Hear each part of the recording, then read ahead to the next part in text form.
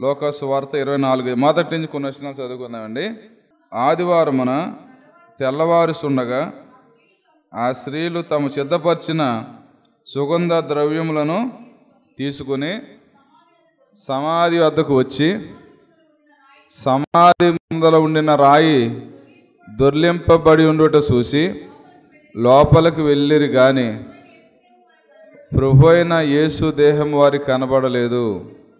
ఇందుని గురించి వారికి ఏమీ తోచకుండగా ప్రకాశమానమైన వస్త్రములు ధరించిన 2 మనుషులు వారి యొద్ద నిలబడిరి.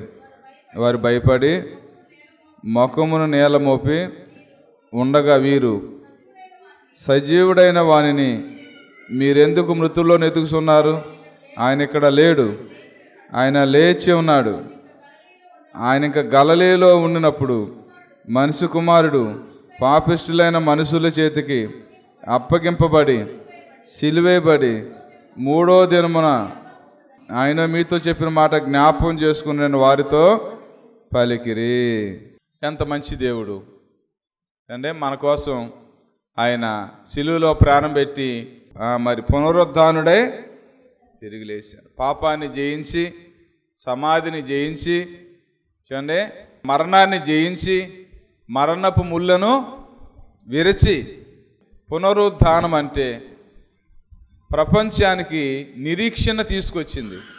ఏమండి ఈ పునరుద్ధానం ఏం తీసుకొచ్చిందమ్మా? నిరీక్షణను తీసుకొచ్చింది అన్నమాట. సరే, పునరుద్ధానం అంటే నేను చెప్తాను, ఆయన ఇక్కడ లేడు, ఆయన లేచి ఉన్నాడు. ఆయన లేచి ఉన్నాడు.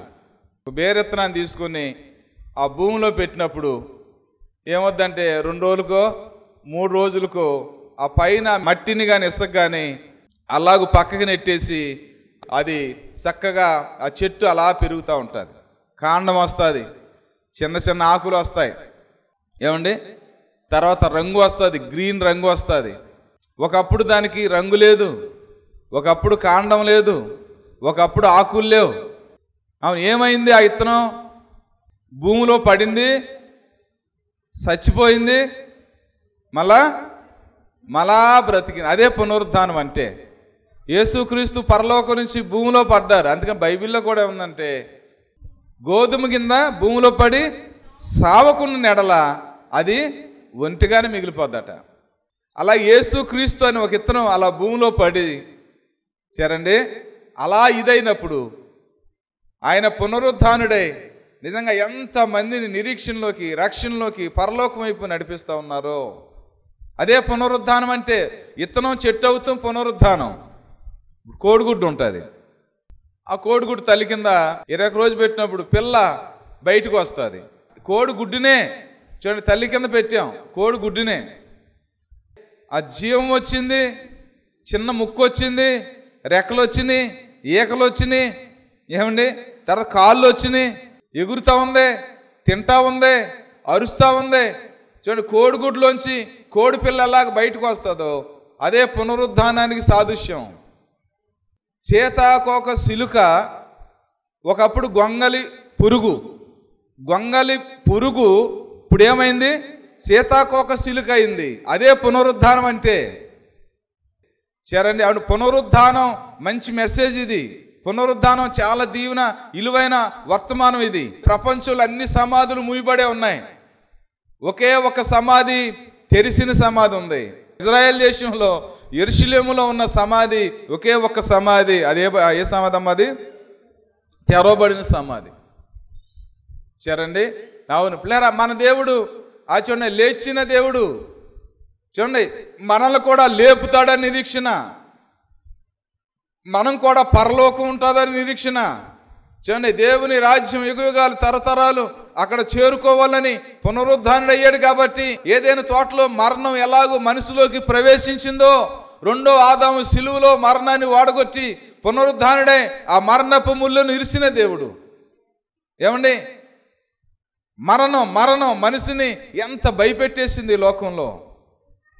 మరణం అంటే ఎంత భయమో. పునరుద్ధానం ద్వారా ఏమైందమ్మా?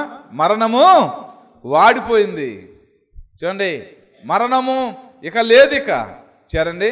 కాబట్టి దేవుడు సజీవుడైన దేవుడు కాబట్టి ఆదామును చేసినప్పుడు బైబిల్ ఏముందంటే తన సొంత రూపం ఇచ్చారట. ఏ రూపం అంట? స్వరూపం. దేవుడు ఎలాగుంటాడో ఆదామును అలా చేశారట.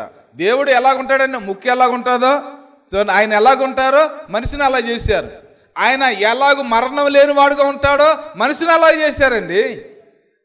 కానీ దేవుని మాట వినలేదు కాబట్టి ఆయనకి ఏమొచ్చింది? మరణం అనేది తెచ్చుకున్నాడు ఆయన.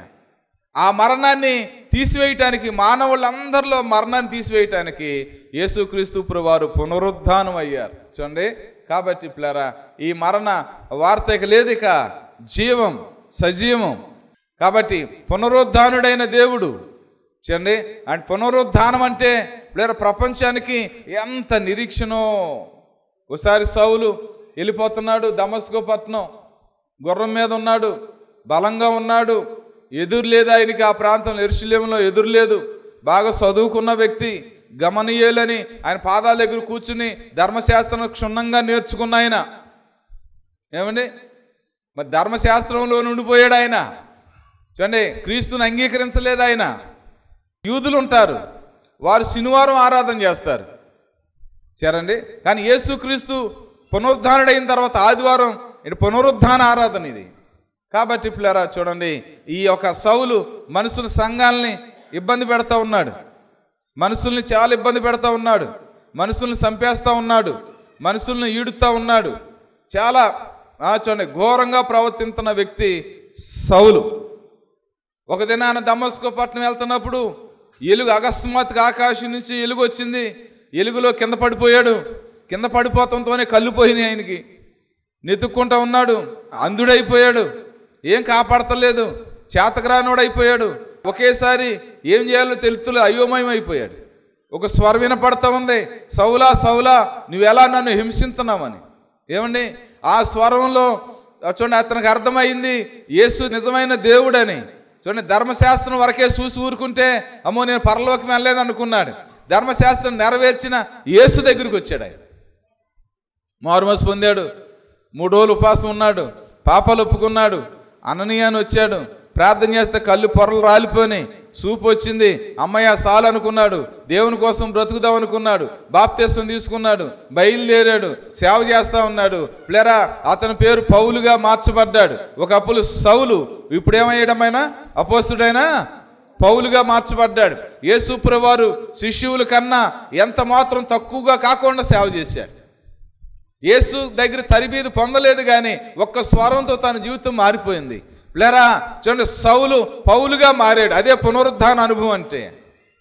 యాకోబు ఇజ్రాయేలుగా మార్చబడ్డాడు. అదే పునరుద్ధాన అనుభవం అంటే. ఏమండి, ఒకప్పుడు యాకోబు, ఒకప్పుడు మోసగాడు. ఏమండి, ఒకప్పుడు అతని జీవితం బాగోలేదు. ఏమండి, ఒకప్పుడు ఏంటంటే స్త్రీల వెనకాల పరిగెత్తిన వ్యక్తి. ఏమండి, కానీ ఒక స్త్రీ కోసం 14 సంవత్సరాలు కొలువు చేసిన వ్యక్తి యాకోబు. దేవుని మర్చిపోయాడు, ప్రార్థన మర్చిపోయాడు. యబ్బోకు రేవు దగ్గర దేవుని పాదాలు పట్టుకున్నాడు. అప్పుడు దేవదూతతో పోరాడాడు. చూడండి పిల్లరా, ఏమైనా సరే ఇడిచిపెట్టలేదు, నువ్వే నా దేవుడు అన్నాడు. పెనుగులాడాడు, ప్రార్థన చేశాడు, దేవుని దర్శనాన్ని పొందాడు.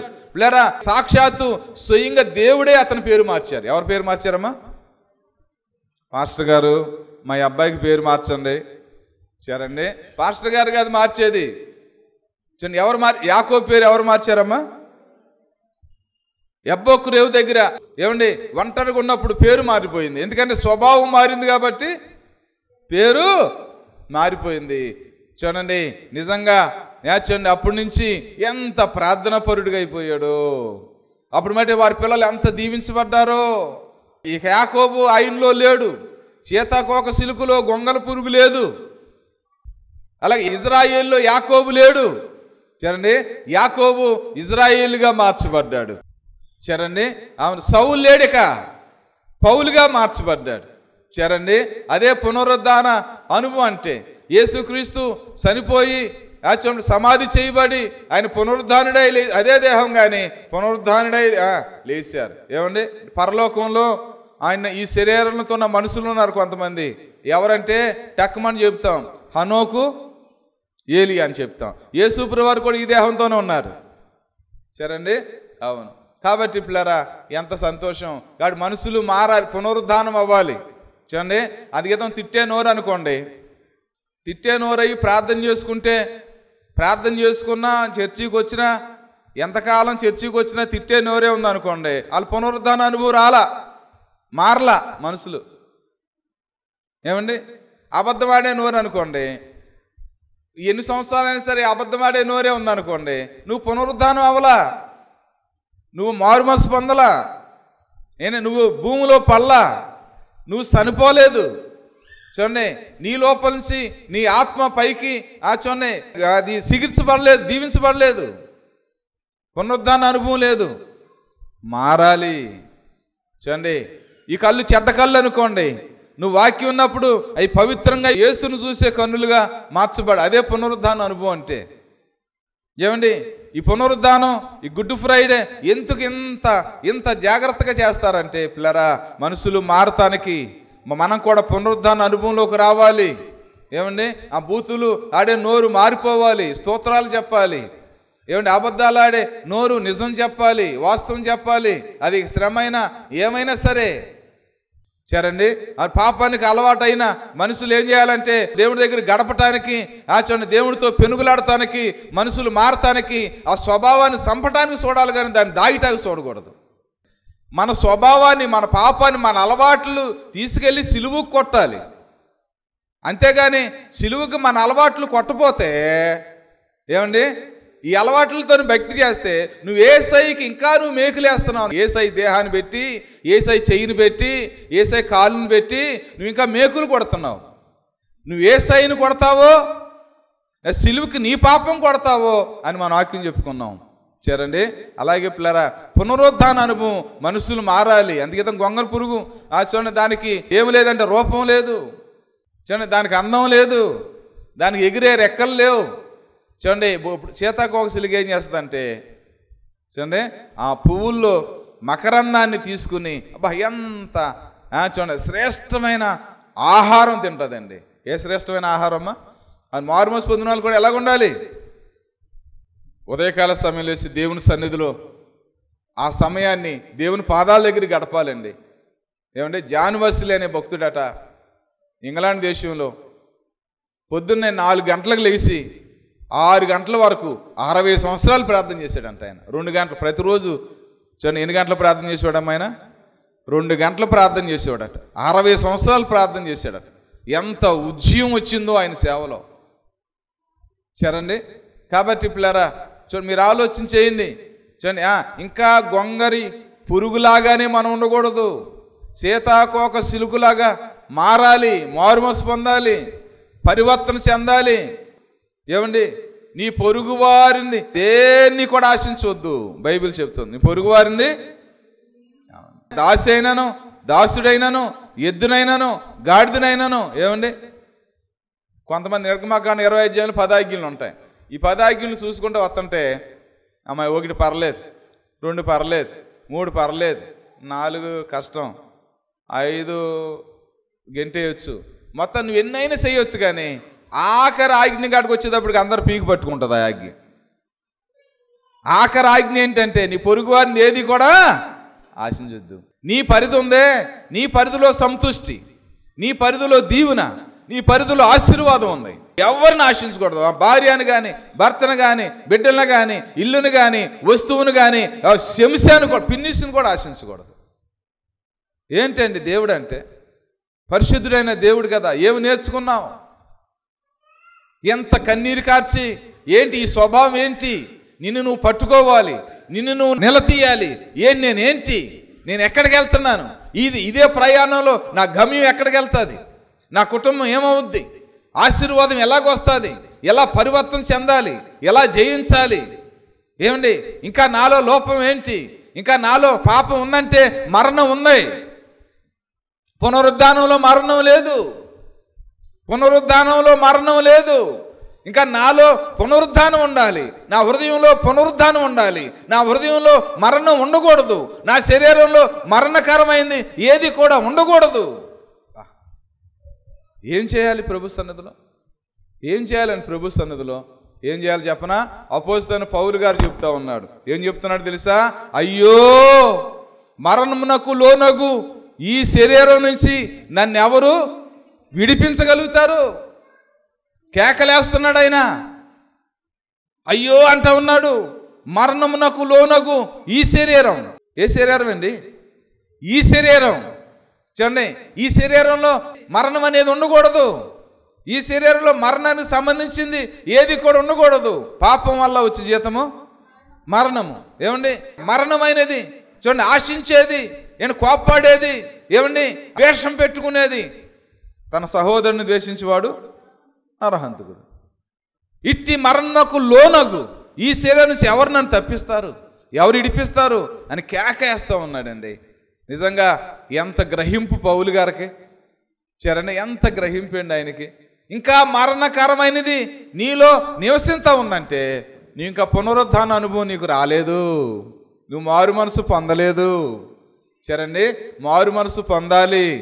చూడండి, నువ్వు నామకార్థంగా ఎన్ని సంవత్సరాలు నువ్వు చర్చికి వెళ్ళి వచ్చినా సరే నువ్వు మారు మనసు పొందపోతే, కొన్ని దినాలు మందిరంలో కూర్చోపోతే, నీ హృదయాన్ని ఇప్పపోతే, ప్రభువుకి చెప్పపోతే, పశ్చాత్తాపడపోతే, దేవుడు నిన్ను కడగపోతే, దేవుడు నిన్ను క్షమించపోతే, నువ్వు ఒప్పుకోపోతే, నీ హృదయాన్ని తెరవపోతే, నీకు మారు మనసు రాపోతే, మనస్సు మారపోతే, కళ్ళు మారపోతే, చూడండి స్వభావం మారపోతే, పిల్లరా ఇట్టి మరణమునకు లోనగు ఈ శరీరంతోనే నువ్వు ఎన్ని సంవత్సరాలైనా అలాగే ఉంటావు. ఇడిపిస్తాడు ఆయన. చూడండి, చూడండి ఏంటి, ఆయన లేడు, ఆయన లేచి ఉన్నాడు, సజీవుడైన దేవుణ్ణి మీరెందుకు మృతుల్లో? పునరుద్ధానంలో మరణం లేదు. ఏమో పునరుద్ధానంలో ఏం లేదు, మరణం లేదు. చూడండి, మరణాన్ని మరణమే జయించింది. ఏంటమ్మా, ఈ లోకంలో మరణాన్ని ఏం జయించింది? చూడండి, వజ్రాన్ని వజ్రంతో కొయ్యాలంటారు, ముళ్ళుని ముళ్ళుతోనే తీయాలంటారు. అలాగే పిల్లరా మరణాన్ని మరణమే జయించింది. ఇక ఏమి లేదు. చూడండి, అమ్మో అని ఆ తండ్రి దగ్గర పరిగెత్తుకొచ్చాడంట. చూడండి, ఆ తేనెటీగ నన్ను వెనకాలాడుతుంది డాడీ అంటే, చూడండి సర్లే తండ్రి ఏం చేశాడంటే తన బిడ్డని కవిగుల్లో పెట్టుకుని, చూడండి అలాగూ చెయ్యి అడ్డం పెట్టాడంట. చెయ్యి అడ్డం పెడితే ఆ చేతికి చూడండి ఆ తేనెటీగ కుట్టిందంట. తేనెటీగ ఏం చేస్తుందంటే కుట్టి ముళ్ళు ఇరుస్తుంది. చూడండి, ఆ ముళ్ళు తండ్రి చేతిలో ఉంది, చేతికి అది గుచ్చింది, ఇరిసింది. ఈయన ఏం చేశారనే దాన్ని తీసి పాడేశారు. ఇంకా చూడండి ఆ పురుగు వస్తానే ఉందంట, ఆ తేనెటీగ వస్తూ ఉంటే భయపడిపోతున్నాడు. ఎవరు? బిడ్డ భయపడిపోతుంటే, అబ్బాయ్ నువ్వు భయపడ అవసరం లే, దాని ముళ్ళు ఇరవబడింది, దాని ముళ్ళు తీసేయబడింది. చూడండి, దానికి ఇక ముళ్ళు లేదు, దానికి ఇక అధికారం లేదు, నిన్నేం చేయదు. అవును, యేసుక్రీస్తు ఆయన నిన్ను కవిగుల్లో చేర్చి ఆయన మరణపు ముళ్ళును ఇరిశాడు. యేసుక్రీస్తు మరణానికి మన మీద అధికారం లేదు. మనం మొరపెడితే దేవుని సన్నిధిలో చేరండి, ఇక మొరపెట్టుకోకుండా, మారుకోకుండా, మారు మనసు పొందుకోకుండా, చూడండి నీది కాని వస్తువు నువ్వు తిరుగుకోకుండా, ఈరోజు దగ్గరికి వెళ్ళి క్షమాపణ అడగకోకుండా, చూడండి నువ్వు పశ్చాత్తాపడకోకుండా, నువ్వు ఒప్పుకోకుండా ఉంటే చూడండి అవును ఆ పునరుద్ధానం నిన్నేమీ చేయలేదు. చూడండి, నిన్ను విమోచించలేదు పునరుద్ధానం.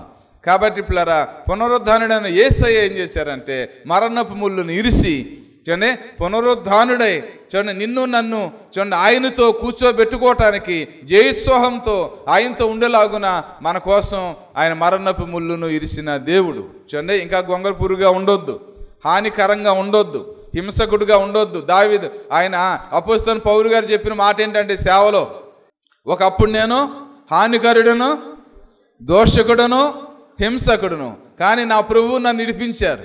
పునరుద్ధానుడని యేసు నేను ప్రకటిస్తూ ఉన్నాను. ఇక నాలో నేను హానికరుని కాదు, మారిపోయాను, హింసకుడిని కాదు, సంఘాన్ని నేను హింసించను. ఎలాంటి మార్పు అండి. యాకోబు ఇజ్రాయేలుగా మార్చబడ్డాడు. ఏమండి, జక్కయ్య లేచాడు. యేసు ప్రభువారు ఇంట్లోకి వెళ్ళగానే జక్కయ్య తనలోంచి తనకు లేచాడు. జక్కయ్య లేచాడు. జక్కయ్య లేచి ఏం చేశాడు? మొత్తం తిరిగి 400 తీసుకుంటే 100 తీసుకుని 400 తిరిగి ఇచ్చేశాడు. అందుకే తను డబ్బులు దాచుకునే పిసినారి జక్కయ్య ఇప్పుడు ఏం చేశాడంటే యేసుప్రభు నమ్ముకున్న తర్వాత ఆయన లేచాడు. చూడండి, ఆయన రక్షణలో ఆనందించాడు.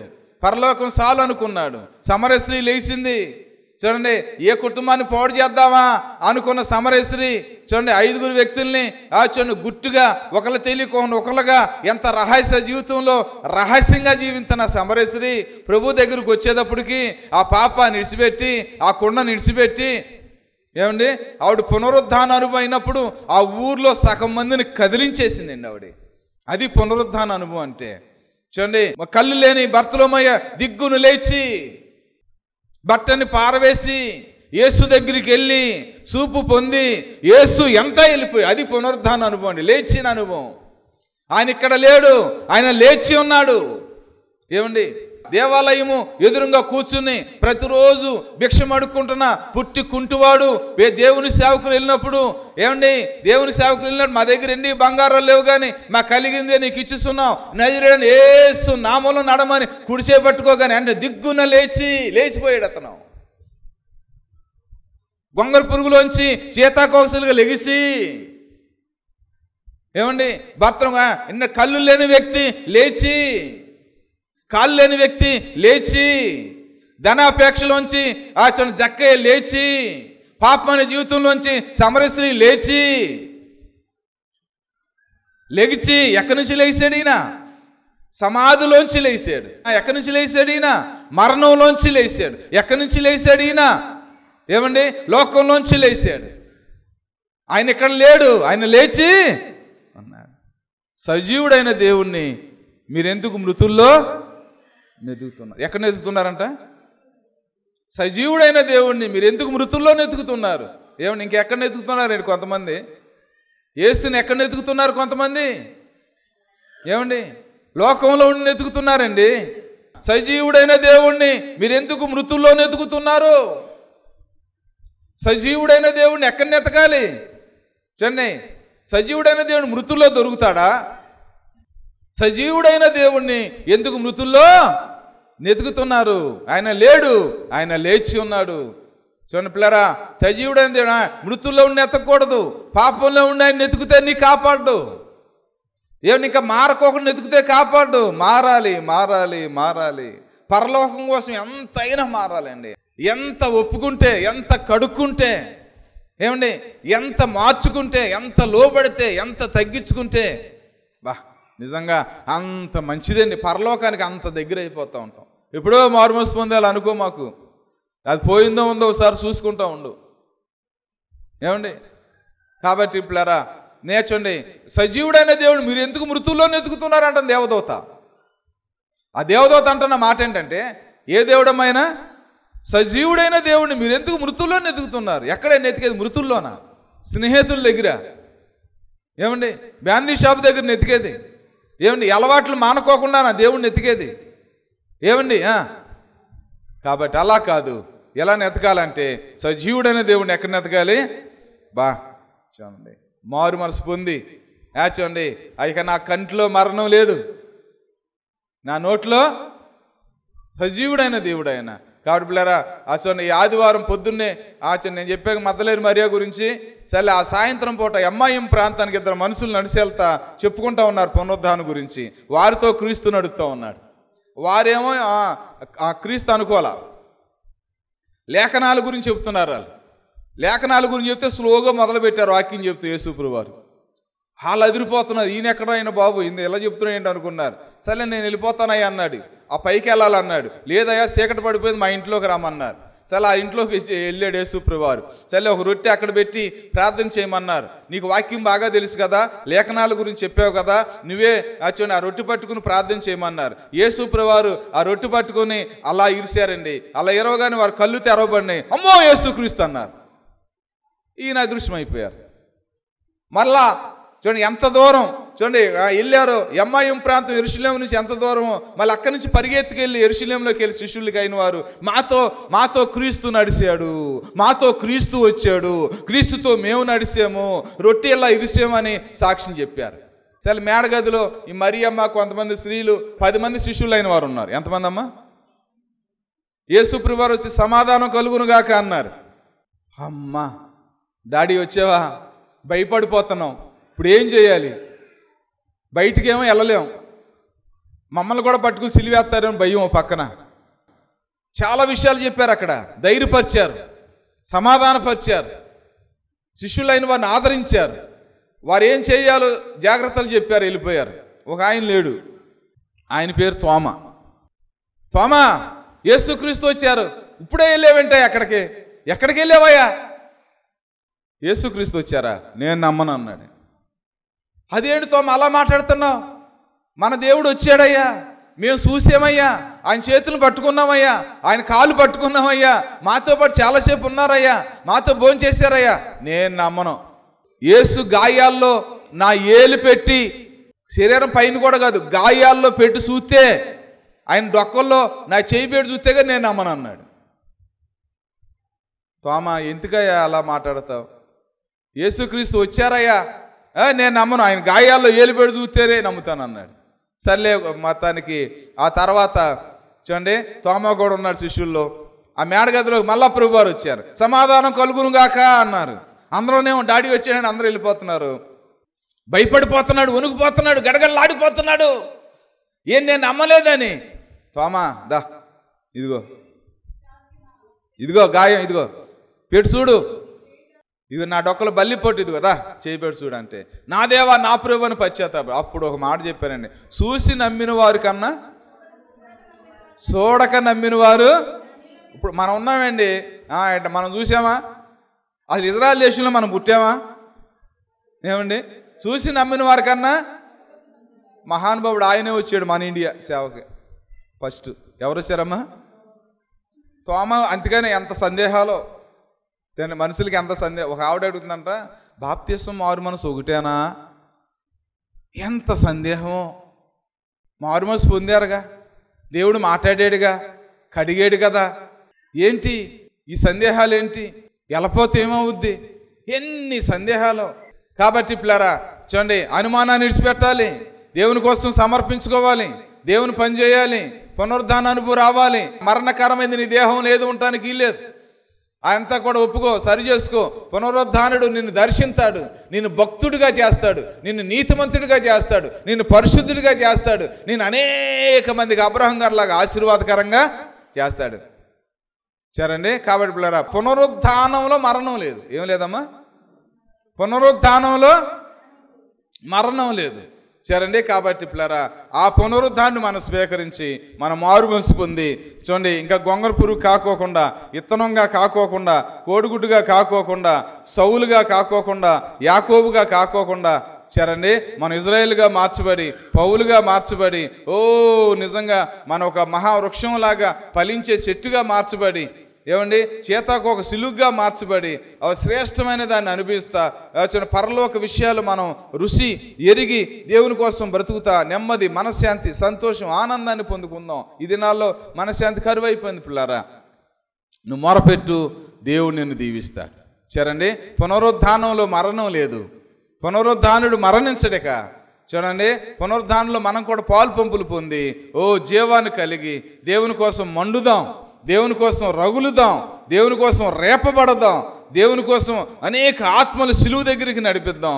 అప్పుడే దేవునికి మహిమ, నీకు మహిమ, దేవునికి ఘనత, నీకు ఘనత వస్తుంది. చిన్న ప్రార్థన చేసుకుందాం పిల్లారా. మీరు వాక్యం విన్నారు కదండి. ఈ వాక్యం మీలో ఫలించలాగున, ఈ వాక్యం మిమ్మల్ని నడిపించలాగున నేను ప్రార్థన చేస్తాను. ఆ తర్వాత మీకు ఎవరికైనా అనారోగ్యంగా ఉంటే మీ చేతులు ఎక్కడ అనారోగ్యం ఉంటే అక్కడ పెట్టుకోండి, లేదా తల మీదైనా పెట్టుకోండి. మీరు విశ్వాసం ఉంచండి ఈ ప్రార్థన మీద. నేను విశ్వాసంతో ప్రార్థన చేస్తాను.